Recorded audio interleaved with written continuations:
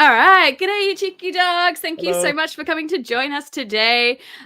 We have, as I'm sure you've seen on the title here, started our own podcast called Beyond Bluey. It's with myself, Aussie girl Margie, and with Pugly, aka Kenny.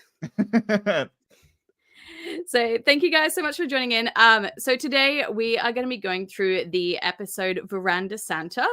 This episode of Blue is called Verandah Santa. So super excited to do a deep dive. Yeah, obviously with you, Kenny. Yeah, we have lots to say about this episode. I haven't actually covered this yet on my channel, so I feel like this is going to be fun to have like lots to talk about. Yeah, I did do a breakdown of this almost 2 years ago now. So it was like back when I was living in Arizona. It was like my very old setup basically before I had like all of this lovely amazing stuff behind me. But yeah, I just want to say a quick shout out to everyone in the live stream as well, in the live chat. Hi, hey everyone. Hey Wolf, hey Sergeant, how's it going? Thank you guys all so much for coming in. But yeah, so basically you should be able to see at the bottom of our screen here, but we're going to be diving into the lesson of this episode, the funniest moments, some of the like Christmas cultural differences really between Australia and the US, and then of course Easter eggs as well. Yep. And we're all prepped and ready. I think we're actually going to be starting with the lesson first, unless there's something else we wanted to talk about or... No, I'm happy to get straight into the lesson.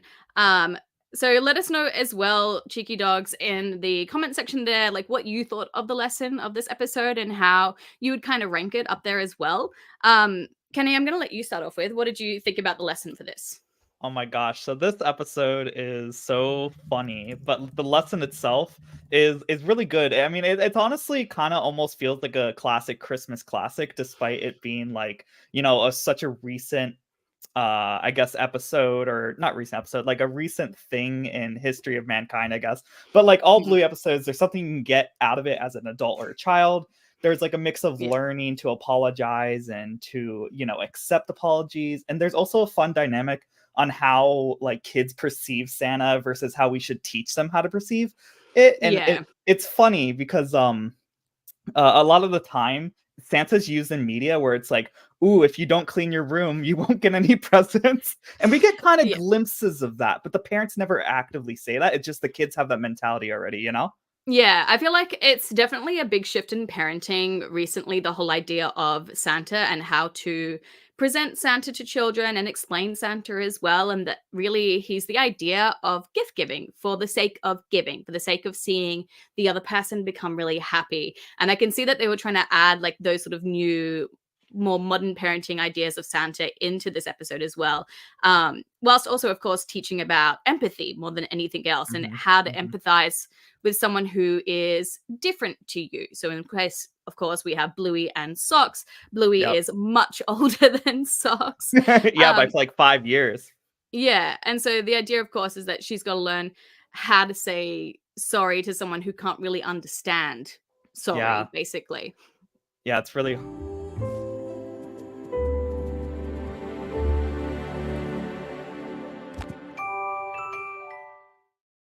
Sorry, I just like cut you off then. No, you're good. That's a beautiful segue. I love that. But yeah, I love that scene. It like you said, she can't really communicate much besides like I guess mostly body language, is little whimpers. I think the only voice line she has is she goes, "Oh," and that's it. Yeah. So it's literally just woofs and barks and bites and everything like that.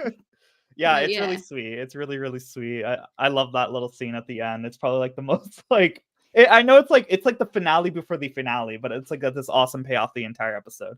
Yeah, I definitely think I am like, for me as a parent, I was always going to love this episode because it's a Christmas one. But I do love that they kind of set it up for Bandit, and especially I guess for parents, like when we think we're teaching children a lesson, we always hope it's going to be really easy to teach them, which is obviously never ever the case. Like it takes repetition for a child to learn and understand a concept. But I love that moment when Bandit was just like, oh, that was easy. And like just thinking that like, oh, I can just use Santa as that idea of like being naughty or nice kind of thing. Yeah, absolutely. And it's funny, like directly after, oh, that was easy. Bluey has this almost like faked act of like being really nice.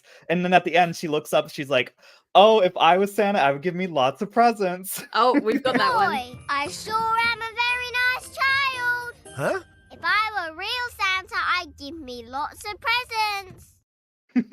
Yeah, I think that's one of like the funniest things as well. And it's like Absolutely. that moment when Bandits realize he's like, oh no, she's learning the wrong lesson.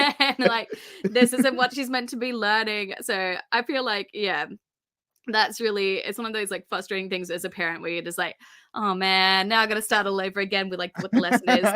Um, but I think it is, I don't know, like I didn't realize at first that this episode was going to be about empathy or teaching Right. empathy. Like I definitely thought it was going to be about teaching the whole idea of, it doesn't matter if you're naughty or nice. Like it shouldn't matter that Santa's there or not. Like you should just do it anyway.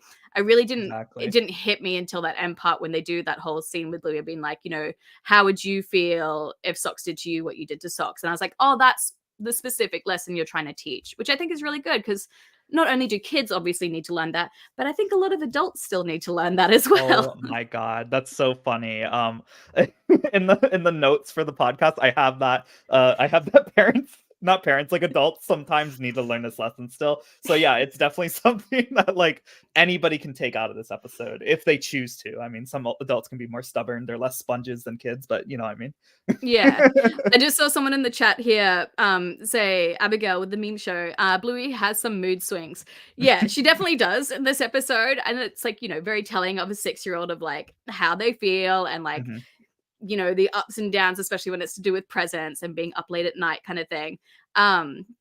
But yeah, I definitely think that like obviously we're meant to be relating to Bluey in this episode, but Mhm. I feel like a lot of us probably have been in that situation where we've been Socks at almost any age, really, where like maybe Yeah. you feel left out or you're expecting your friends to include you in something and they didn't. What's under your pillow, Socks? Bluey! She bit me. Yeah. She did me. I just love Bluey in this episode. She's so sassy.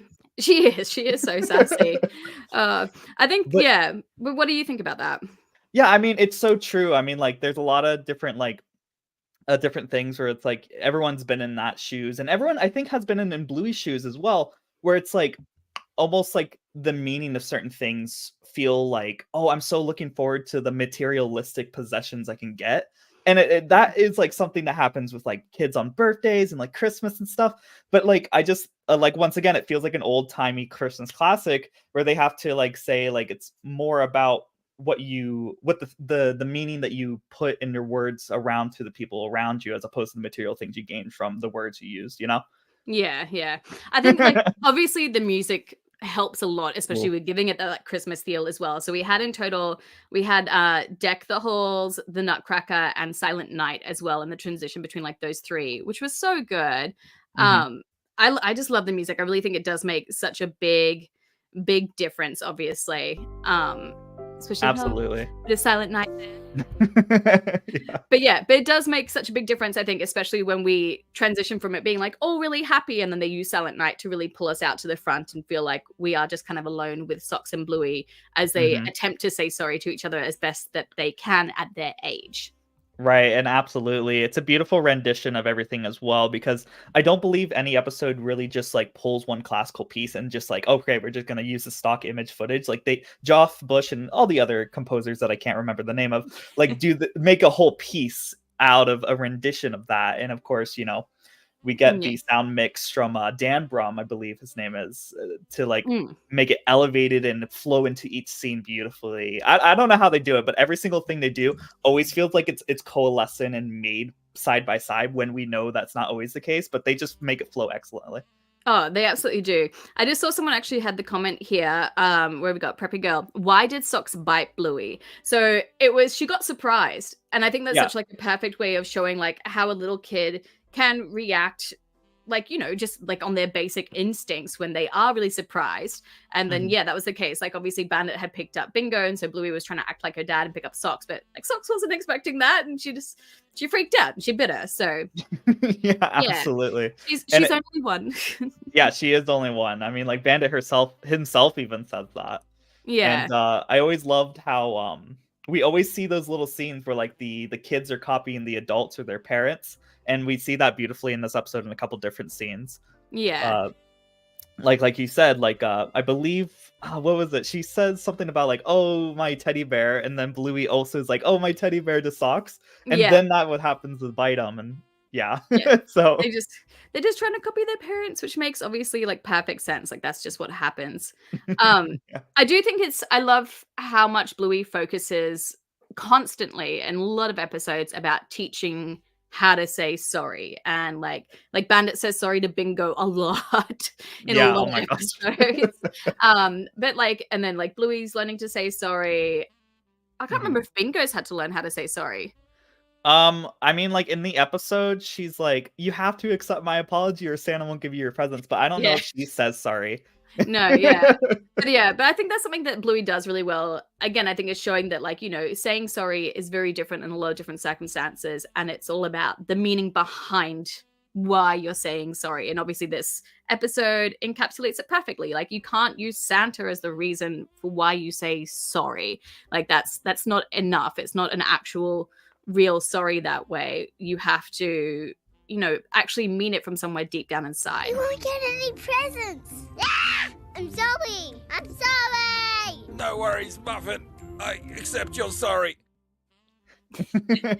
Oh, And it's absolutely true. They managed to teach that lesson within this episode in just 7 minutes, and it's crazy that like Bluey, every single episode, they're able to teach these impactful lessons or lessons that feel impactful because of the way that they make the show so flowy and everything. But basically, they're able to make it impactful in 7 minutes when episodes or other media and movies fail to do that or need to have an entire hour to do that. It's really incredible. yeah, I think that's like one of the things that I'm sure all of us, especially let us know in the live chat here, love about Bluey is the fact that they are able to do so much Oh my in god, it's 7 minutes. Like, I love Disney. I'm like a massive Disney fan. I've watched it all growing up, and I think back now, especially I've noticed like even the classic Disney movies, they could get a lot done in 80 minutes, whereas Mhm. movies these days take like way longer than that. Like take at Oh my least god. 120 minutes, 2 hours to get almost the same idea and story across, and it's never as cohesive almost. And I feel like Bluey's, I've heard Joe Brum talk about it where he's like, he's had to like cut out sections constantly to try and get it down to 7 minutes. And he's like, oh, do I really want to cut this out? I mean, the fact that they can get through so much in 7 minutes, I'm just like, bring back the 80-minute movies. Like, I feel like that's where it's at. Yeah, Like, it's so get that true. message across. And it's incredible. Some episodes even are able to like put like maybe like 2 messages in that 7 minutes as well. And usually the message like coincide with each other, like parallel. But it's like Yeah. if you watch it in with a different perspective, like the Deciders with like you could see it as like a divorce episode. When you like have your mindset, you watch it as that, you're like, oh my god, I get it. Yeah. It's like crazy. It really is just absolutely amazing. And I kind of like this, that like it's teaching parents, to use this line of like, do you accept the sorry? Like we use that all the time in our house now. I'm like, That's great. especially because my kids are so little, like 4 and 2. And so my 2-year-old, she can say the word sorry. She kind of gets it. Like she'll do a hug with it. Like she understands. Aw. She's got just enough empathy to like understand that something's happened. And my 4-year-old though, if he's angry, sometimes he's like, I don't accept your sorry. And I'm Oh. like, and so then you got to teach that. It's like, it's okay to also not accept sorries if you still have a lot of feelings. Like, that's okay. But you just have to come back later to let them know that you accept their sorry. Like, it's a lot of layers there. Yeah, it's crazy. Yeah. Yeah. I saw someone, Monica in the chat saying, I think Socks is autistic. So this obviously comes up a lot with Socks. It does. Because obviously this is like the episode that we find out that she's 1 year old and Mhm. she's not talking or anything like that. And then obviously later on in Baby Race, they like retcon the baby Right. situation. Yeah. It's odd. Yeah. Do you think that Socks is autistic? I don't remember. I feel like I'm gonna be repeating an answer I gave on last live stream because I think this came up last live stream, but I don't fully feel the answer is a yes. However, it doesn't matter what I personally feel because the entire point of Bluey is that we have these messages that are purposely vague and we don't get direct answers saying like, hey, this person has this particular diagnosis. So if someone else wants to think, hey, this character has this certain diagnosis and, maybe feel more connected with a certain character because of it, that's awesome. Like, I have no problem with people saying like Socks is autistic. I'm just not, I don't know if there's like like I want to see more of it before I like say yes or no, because Socks is a total background character so far. We need an episode surrounding her, but I don't mind if people say it. Like it empowers people. I love it. It's inspiring for some people. Yeah, I agree. I really think that like the idea of being able to see yourself in the characters is really important. And sometimes they're obviously going to very like outright say what's going on with the character, and sometimes they won't. I do like the idea of sort of seeing her running her own race and just focusing on that, because we all have our own issues or our own things going on and everything like that. We all develop very differently. And so I do like the idea of like tying Socks almost back into the idea of baby race, that she's just running her own race. Because I've had friends whose kids haven't started walking until they're 2 years old. So in that case, like Socks is completely normal to them. Whereas some kids, like my son started walking at 10 months old, whereas my daughter started walking at 1.5. So like, it's just such a huge spectrum those first 2 years of life. So I do like that, like Socks is just one of those ways of showing that like babies are all in different areas within those 2 years. And that's also what could be going on as well. That's a beautiful way to put it. I couldn't have put it better myself. That's awesome. Yeah. Oh, I just had someone here. Someone thinks her middle name is Roxy because her nickname is Roxbox. I would love that. I'd love to. I want to know what all their middle names is. We only have Cupcake for Muffin and Christine for Bluey. So yeah, it's crazy. I'd love that. Okay, so in that case, then why don't we go on to perhaps what our we talked a bit about the music, so we might talk then a bit about like our funniest moments that we think for each of them. So Absolutely. what was your funniest moment? Okay, so in general, like the episode has like funny through and through. I mean, like just about every other scene has like a type of like comedic relief. We have Bluey's extended family with Muffin, like just being crazy as always, being like, I'm sorry, stuff like that. Socks being unruly because she's a puppy, and like Stripe always being a punchy bag somehow in every episode. But if I were to say like a particular episode a particular scene that's that's funny, is that once Socks runs away crying, Bingo kind of like sucker punch you with like an emotional juxtaposition, because like we get a sad like mindset of being like, oh no, I hope Socks is okay, and then Bingo is playing with a fidget spinner and she's like, wee. yes. I've forgotten about that. It was like a really good way of like trying to break it up.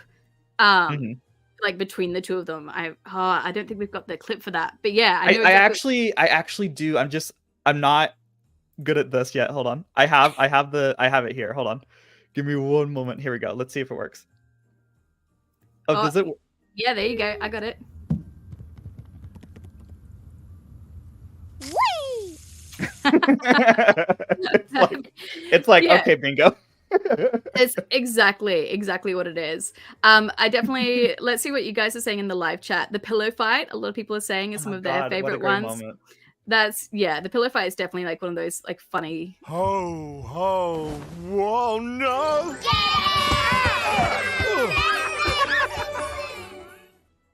That's definitely I think one of the funniest ones. If someone else is like, I forgot about the fidget spinners. Yeah, it's like that was Bluey came out in what 2017 technically, right? Yeah, 2017 is when they started it. Yeah, I think fidget spinners were still a thing, so that feels relevant for the time at least. Yeah, but like that moment, anything that contradicts like a serious moment with something funny, if done right, is hilarious in any type of media, and Bluey always does that perfectly, especially this episode. Oh yeah, I definitely think that's like one of the best ones. How does Santa get in? There's no chimney. Maybe he uses the veranda. Oh yeah. I think that part there we just missed it, but there's then the part where like Bingo pops out and they're like that's really good. And then of course I think like Uncle Stripe is like one of the funniest moments, like the first one with like Muffin jumping on him, but then also at the end where like Bandit just sits on him while he's talking to Bluey in the chair, like that's so funny. And I do love that we see like their please faces as well, like Bandits and Muffins for the first time, which is so cute. But I think for me, definitely, probably the Stripe scenes are probably the funniest parts, I think. Absolutely. Yeah. I'm just looking in the chat here. A lot of people say the fidget spinner was like one of their ones. Hey, let's go, guys. So I saw this as well from Angel Bluey. So I loved when Trixie was drinking like it's real life. So this is something really cool. Well, I think it's really cool and really interesting. So I don't know if you can see it properly there on the screen, but yeah, they're like at the very start, they're, what is it, in front of Trixie and Chili, they're drinking wine, and it's there in the wine glasses. And Bluey does this a lot where they just show the adults just drinking like it's regular real life, like there's no difference. And I love that they did it in Spy Game when they were all at the barbecue on the river. In the episode barbecue, they've got the cans of beer. But I noticed from what you sent me today, so Cheeky Dogs, for those of you who don't know, Bluey's been putting out like little extra articles each day, which is really cool. And the one they did today was they showed some of the animatics from when they were first doing Verandah Santa and Christmas Swim. And something really cool is if you look at the picture here in the bottom right corner, so that's crazy. They had the beer bottle there originally, and obviously then changed it out for like the mug with the paw print on it, which I wonder why, because they have the ladies drinking wine. Why can't Bandit have his bottle of beer as well? It's wild. Yeah, but they did actually change it in the books as well. So in the Verandah Santa books, there is no wine glasses at all. It's just the pavlova on the ground. That's the only thing that's there. So, wow, okay. Yeah. I gotta read some of the books then. Yeah. I'm not sure why, but I don't know. I guess that's just what they're doing. Who wants to be Verandah Santa? Me. Strap yourselves in, kids. I forgot about that part as well. That was also one of my funniest parts. It was like, strap yourself in, kids. Like he knew what was gonna happen. Like it was, that's what it she's walking off to be cheeky. It's crazy. I love it. Okay, in that case then we might move on to the next part. So going to talk about the cultural differences between Christmas in Australia versus the US.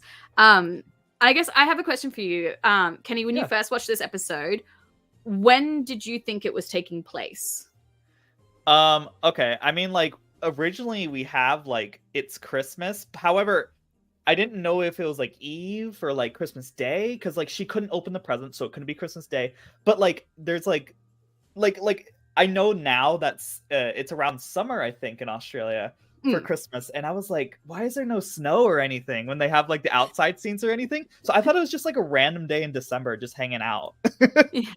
But yeah, so it's definitely Christmas Eve. So that was sort of the same thing as well. It was that because the presents aren't unwrapped, then obviously it's not Christmas Day.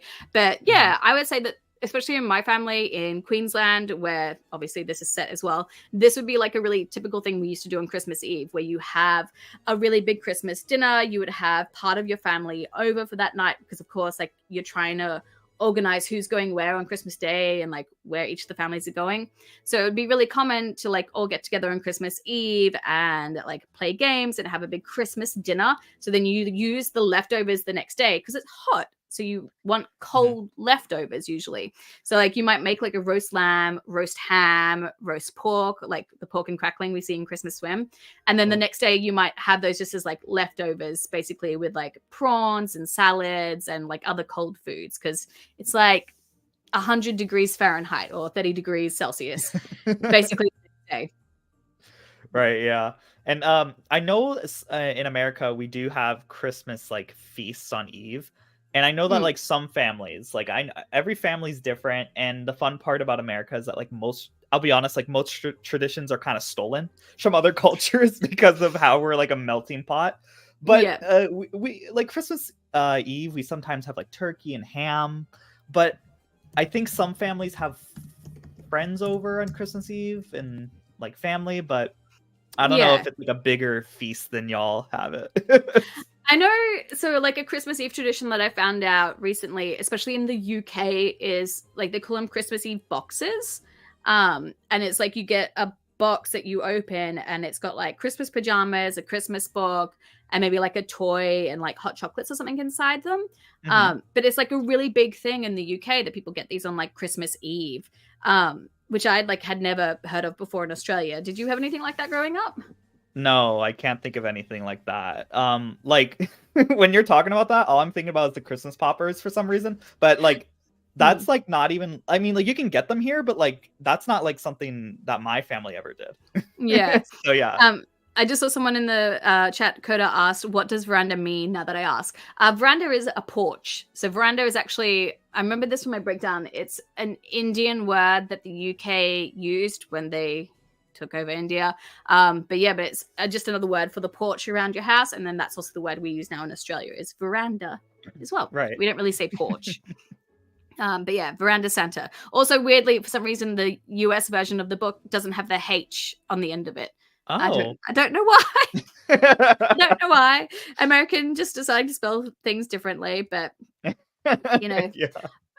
someone just asked, what are the Christmas poppers?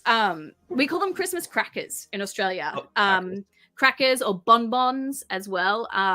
But you see them using it in Christmas Swim, not really in this episode, but it's the ones where like you pull on both ends and it makes a big pop, and inside is the Christmas crown, which is what we see the girls wearing in Christmas Swim, as well as like a little toy and usually a joke as well.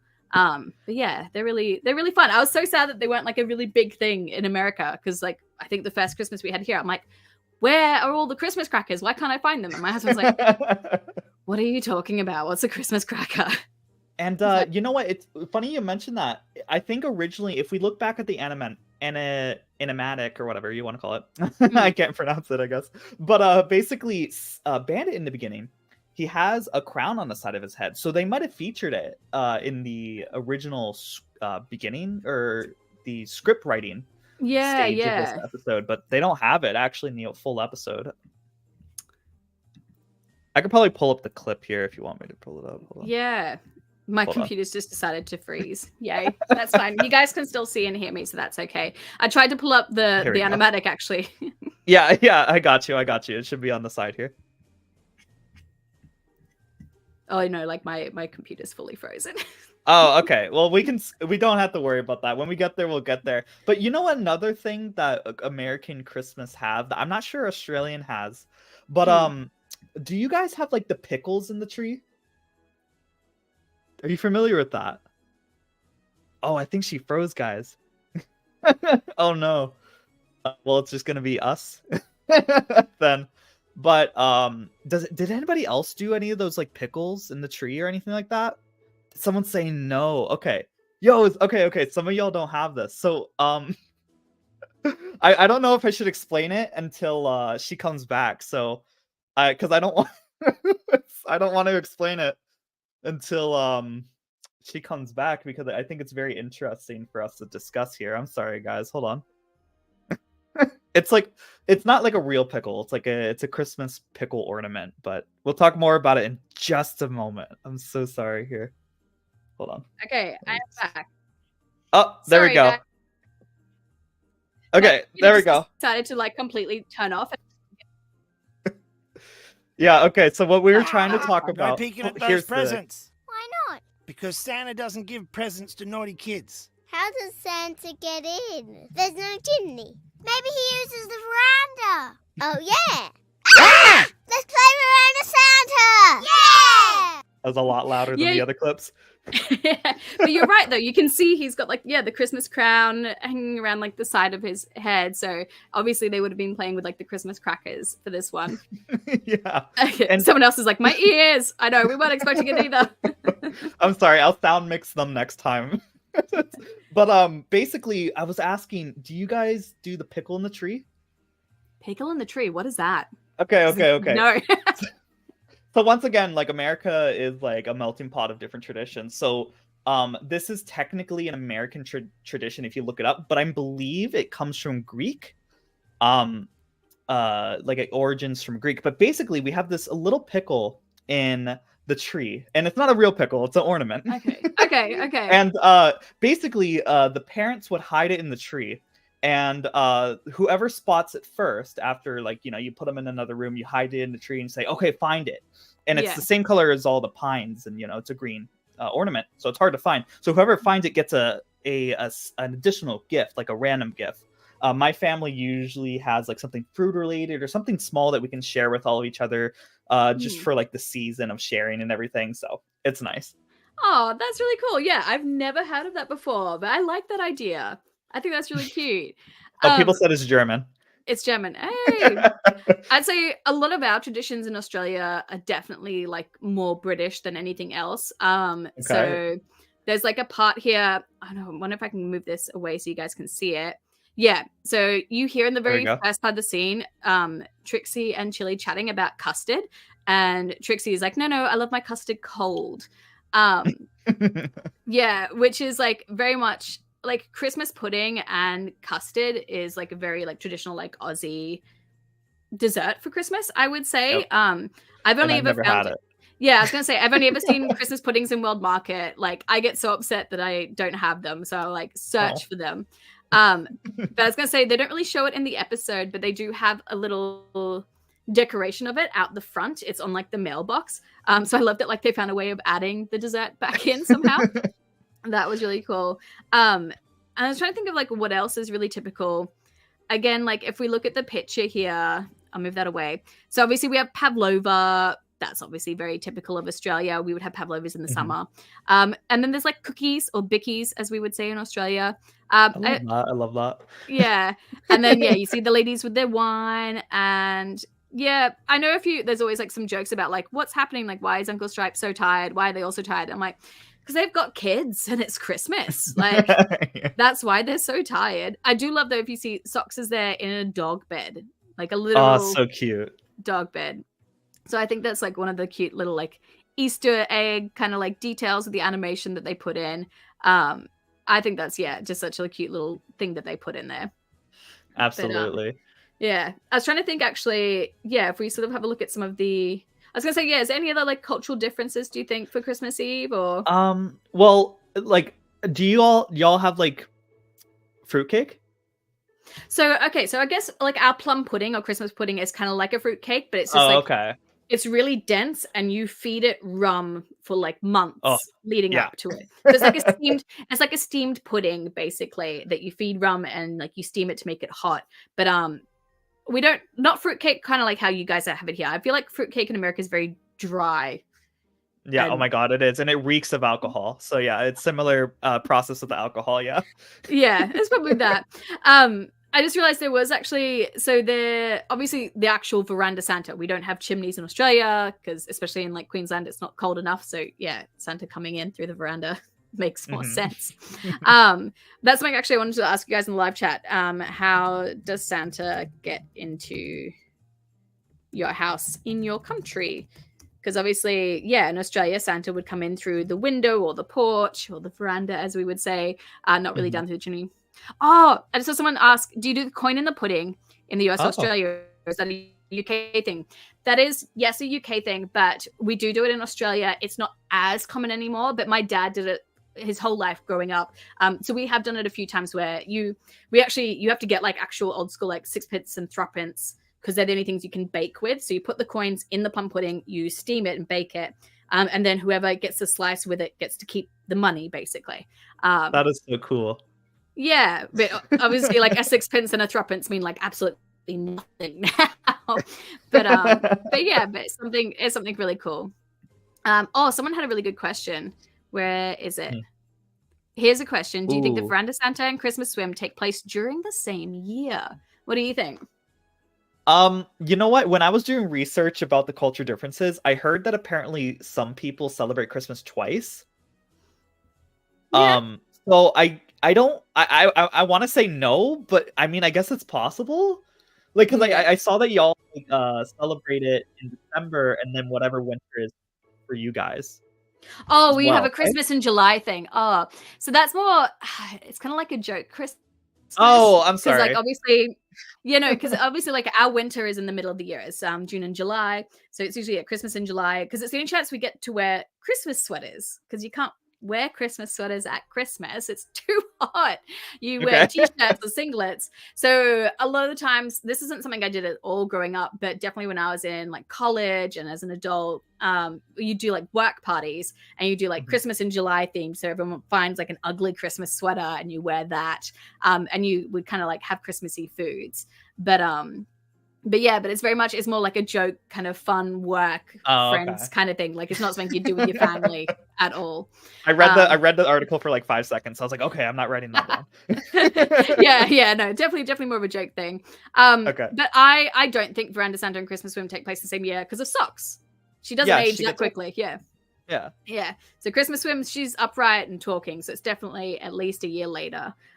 Just based on Socks's development, that definitely wouldn't have happened overnight. So yeah, absolutely. And one Yeah. thing, do you guys do eggnog? We have it in the stores, but it's not a big thing. Like again, Oh, like okay. custard, like cold custard that you'd put on your pudding is more of a thing than eggnog is. I still really don't understand what eggnog is or if it's alcoholic or not. Like I still It's don't quite get it. alcoholic in America. That's traditional to drink it with alcohol. Yeah. Yeah.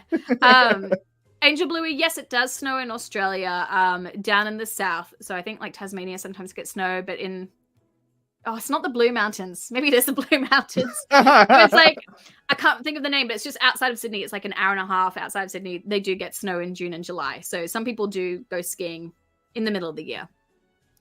Someone just said eggnog is like cake batter. Yeah, it turns me off. It's not my like, cup of tea. Yeah, it makes me worried about it. So I guess like we can then move on from our kind of cultural differences and for some of the Easter eggs as well. So I wonder if I can bring this up. So, do I have a picture of it here? I wonder if I can pause it and I can show you guys. Whoa, no! Oh, I couldn't pause it. So right at that very end scene. Pillows? No. The end scene where they pan out from the healer house and you see the whole healer house there. Oh, I don't have the picture on me. But that's where the long dog is hidden. So when I first did my breakdown, and even on the Bluey wiki site, they say that there's no long dog of Verandah Santa, but they're wrong. There is a long dog. It is, if you look at that house, I'm going to try and find it now. This is going to frustrate me. Yeah, hold on. I bet I can try to find it as well. Blue Verandah Santa. You said it's in the final scene? Yeah, it's that final scene of the house. I'm gonna present my screen real quick. Hold on. Oh, I found it if I need to. Oh, you found it? Okay. No, I didn't. I found the background. Someone put it on Reddit. Okay. No. I'm gonna share my screen real quick. Okay. Hold on. Let me just share this screen here. So this is my editing software. So you said it's in this area? Yes. So zoom in right to the very front. Okay, hold on. I need to pull this sucker over here then. Yeah. You want to... Hey, turtle boy. So you want to go right in next to the candy canes. So keep going. Yeah, keep going right in, right the very front, right underneath the reindeer. So go all the way in. Oh, right here. Yes, right there. I don't know if you can zoom any closer. Yeah. Hold on. I'm gonna do one of these. Can you guys kind of see it? It's low framed, but let us know in the live chat if you guys can see the long dog there. Someone just asked like, what are the long dogs again? So their long dogs were initially a joke between the animators. Like they would hide them in the episodes for each other to find. And then it just like obviously got more and more in depth where they would like get really tricky with them or theme them to different episodes. So they'll sometimes have like little hats on or like certain colors. But yeah, the Verandah Santa one, no one had found. And then someone on Facebook finally found it. And I was like, oh, is that just in the book? And then when I watched the episode, I was like, it's in the episode. I was like, oh my God, of course it that's is. incredible. Like, yeah, that's it would have to. Yeah, someone was like, nice find, add it to the wiki right away. Oh my God, yeah, I got to tell them. I have a couple wiki friends. Because there's quite a few episodes in season 1 that don't have the long dogs, especially some of the new ones. So that's why I'm always like, maybe they're just really, really hidden and we haven't found them yet. And we just have to look harder. Like that's what we need to do. But yeah. I thought you were going to be talking about the pillows because in the pillow fight, I'm going to actually present here. Yeah. So in the pillow fight, everyone has like their own unique pillow and a lot of them are generic except for Bluey and Bingo's. So if you present what I pulled up here. Yep. There we go. So you can see Bluey's pillows from Bluey's room. And then we swap over to Bingo's pillow and it's actually from her room as well. That's so, I didn't notice that. Well done. I just was like, I just looked at them like, oh, they've all got pillows. That's so good. Yeah. Oh, that's fantastic. That's a really cool little Easter egg. Thank you, yeah. Like there's obviously like the traditional ones, like we have the tennis ball, that's what Socks is holding when she bites Bluey. It's and then obviously as I mentioned before, Socks in the dog bed. The first time seeing the please face. But actually, can you pull back up the picture again of all the... Actually, I wonder if I can just pull it up. Of what now? Hang on. I've got one of like the healer house. I've got a photo of it. I'll put it on. Oh, okay. Because Okay, perfect. even the lights that they added, because I see some of you guys in live chat talking about the religious aspect of Christmas. So initially the reindeer scene where they're all where Socks and Bluey is sitting in front of was going to be a nativity scene initially. Oh. But ABC Australia, they don't allow that. There's no religious iconography allowed in children's shows whatsoever. So that's why that's not in there. Same reason why Easter also doesn't have any reference at all to Jesus, except for, of course, the ball moving away from the cave. Very, very subtle hint. I'd never noticed that actually. I was like, what are you talking about while you're saying it? I was like, oh my god, that's actually incredible. Yeah. And then in one of the more recent episodes, Show and Tell, they go to a cemetery and there's no religious iconography there. Mhm. But yeah, so same thing as well for this. They couldn't put anything in, so they changed it to the reindeers instead, which is still obviously really cute and really adorable. But And do you want me to pull up the house while we're talking about it? yeah, I'm gonna see if I can add this on here. Oh well, that's no good. Useless. I could try sharing my screen again. Hold on. Okay, you try that. All right, here we go. There we go. Yeah. So if you zoom in to the actual house, so obviously on the top we see Santa, and Santa there is with the kangaroos, because of course in Australia we don't have reindeers, we have kangaroos. So I love that they have that little Aussie detail, and then you can see the koala as well, obviously climbing up the tree. But yeah, and then funnily enough, the snowman, even though we have no snow. But one of the things is this looks a lot like the Brisbane government house, because it is a big Queenslander and it does big Christmas light displays like this. So a lot of people were like, oh, that's really cool. They kind of pulled on that idea almost of a house being that decked out in Christmas lights. Because it's very rare these days that you'd see houses like that, because it just costs too much money with electricity. Right. Which is kind of sad. But yeah. Someone was just I love it when they try to hide Jesus and Bluey. And yes, this is true. He did initially have the reference to Jesus walking on water in Shadowlands and had to change it, which again was because of the iconography and the restrictions with ABC Australia. But yeah, I'm glad that some of you guys are enjoying seeing the details in the house. Yep. Someone's what costs more, January electric bill or the house? I mean, it's probably really close, realistically.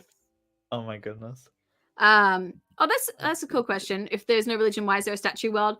Statue world is actually what Joe Brum's kids call cemeteries. So that's that joke in there, which I think is really, really fun. Someone's just oh, new wallpaper. Yeah. There we go.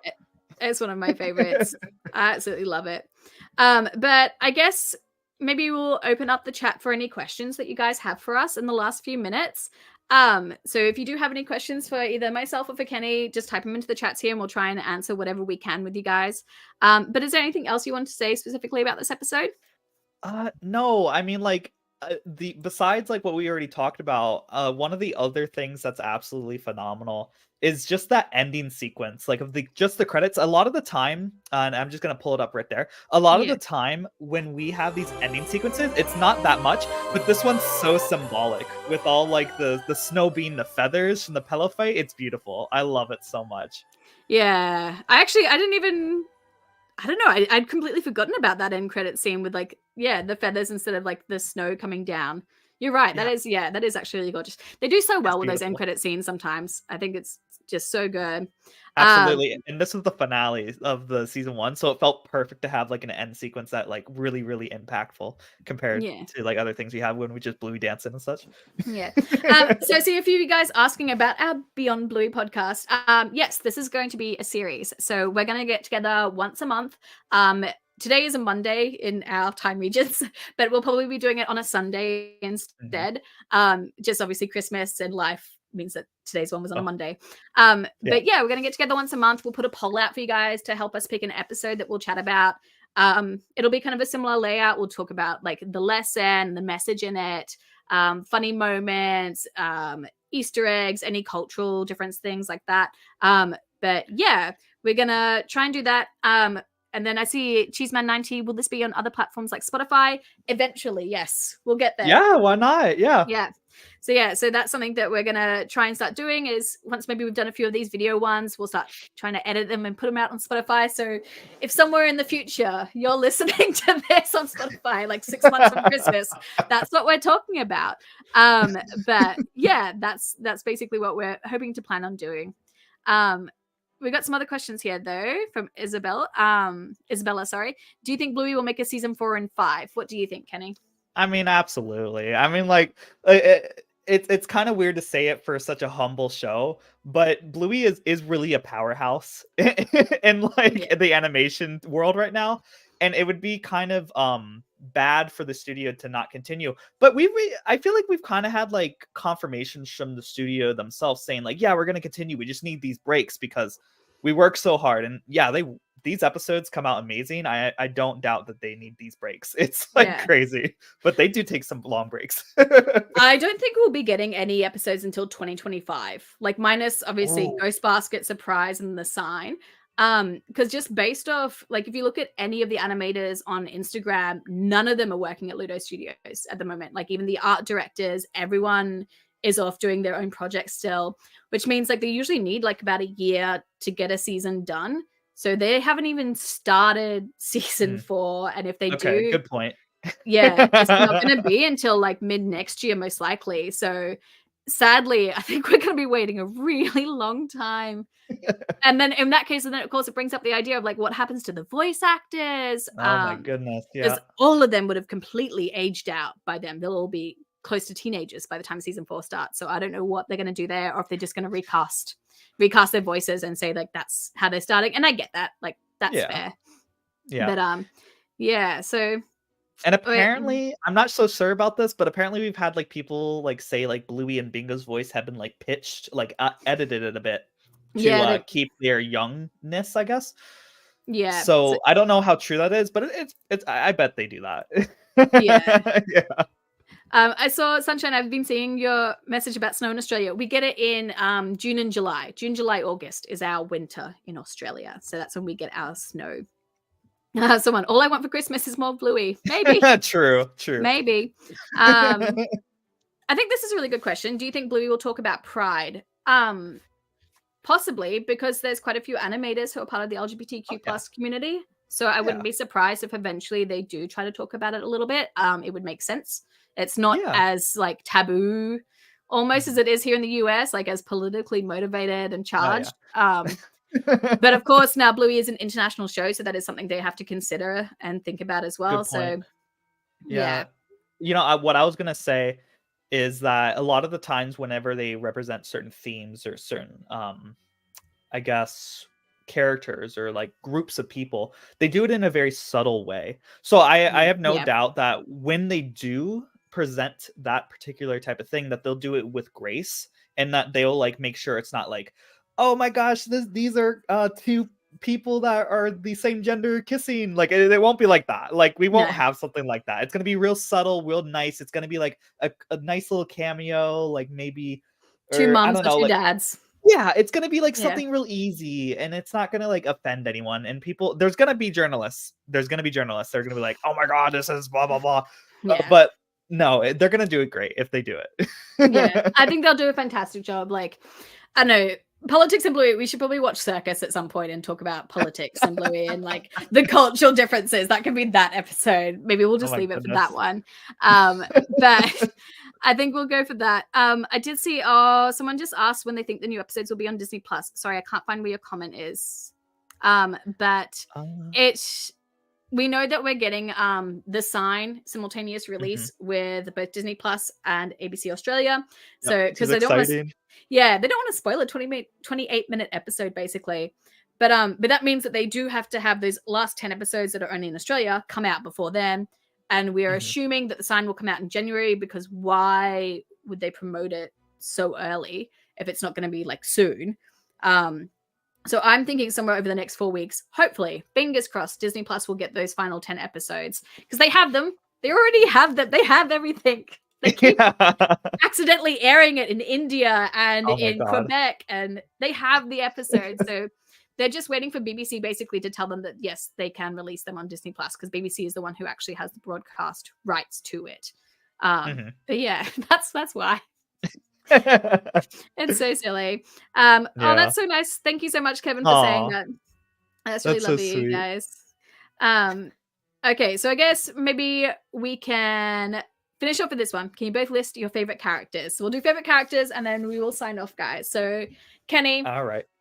let's do Absolutely. top five. Top five. Top 5? Oh Top five. no. Yeah. I wasn't ready. Okay. God, I know top 2. Should you go first then? I have to Okay. think. So easy ones, Muffin. Solid character. Absolutely love Muffin.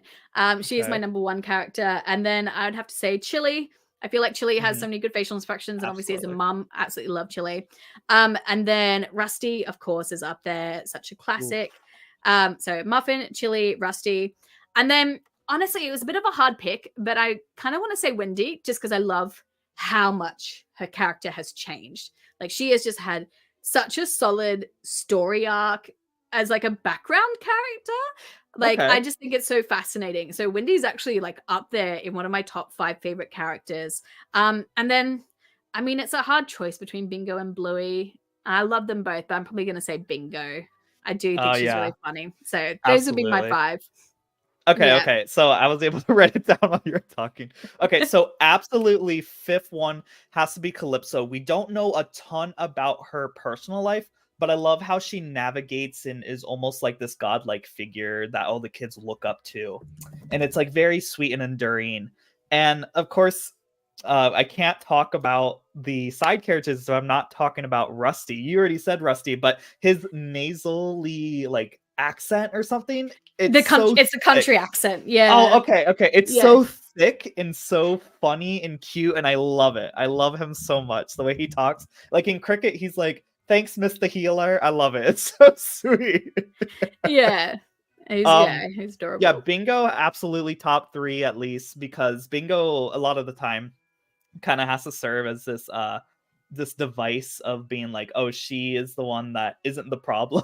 And it's like everyone has to apologize for her, but she also is like serves as the comedic relief in a lot of episodes. Like oh my god, in Baby Race, they're asking where was she, and she was like, oh, you're not born yet, and Bingo's like, ooh, I was invisible. Yes, she's really good comedic lines. Right, yeah. And then of course my second favorite is a Bandit. Yeah. Bandit is like really inspiring as someone who I want to be a parent as good as possible when I do have kids. So Bandit's really inspiring because I want to be like a dad like him and funny, have fun with his children and stuff like that. So Bandit's really inspirational for me. And of course, Jack is my all-time favorite character. I mean, I have that sucker over there. But Yeah. y'all know how much I love Jack, but Jack is just an amazing literary device to just be an awesome catalyst for people that are neurodivergent, or even people who just had difficulties growing up and accepting who they were. So he's just has a powerful message all around him. I just love him so much. Yeah. No, I agree. I think they've done such a good job, and I guess that's one of the reasons I think Bluey can continue on, because they have such a massive range of characters now that can tell a lot of different stories. And especially season 3, we saw that Joe started to give other creators in the studios chances to write episodes. So Cubby was something that Joe Brum didn't write.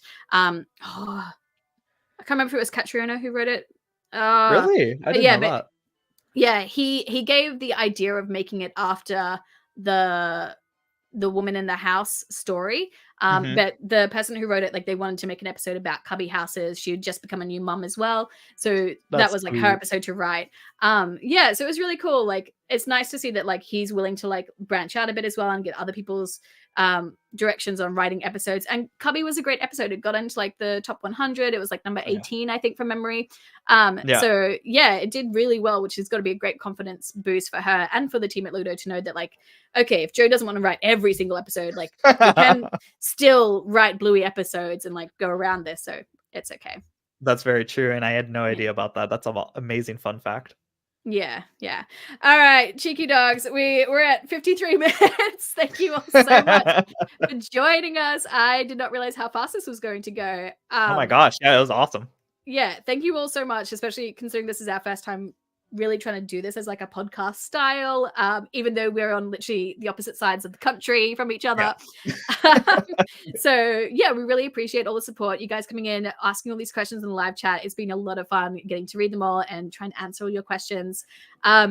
So yeah, thank you all so much. Yeah, thank you so much, everyone. Thanks for tuning in. We can't wait to do this next month. Yeah, so yeah, we'll have a whole like poll up for you guys. We also, in case you didn't know, there we go. Let me hide all of this away. So we have socials, obviously.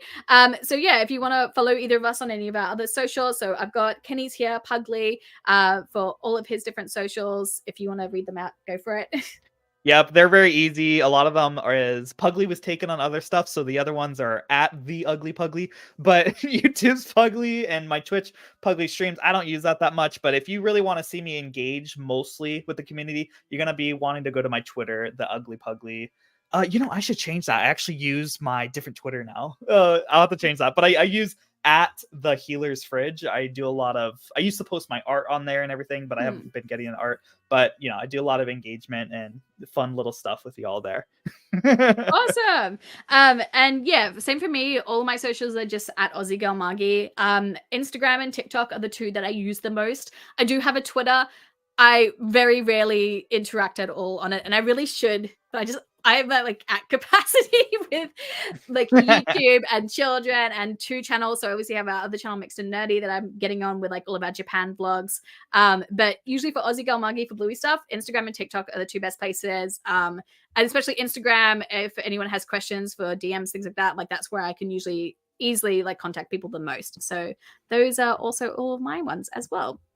But yeah, thank you guys so much. Really, really appreciate you all coming. I should probably we'll do a clip to send you guys all out. But thank you all so much, and we will see you guys in, I guess, another episode in January. See you, buddies.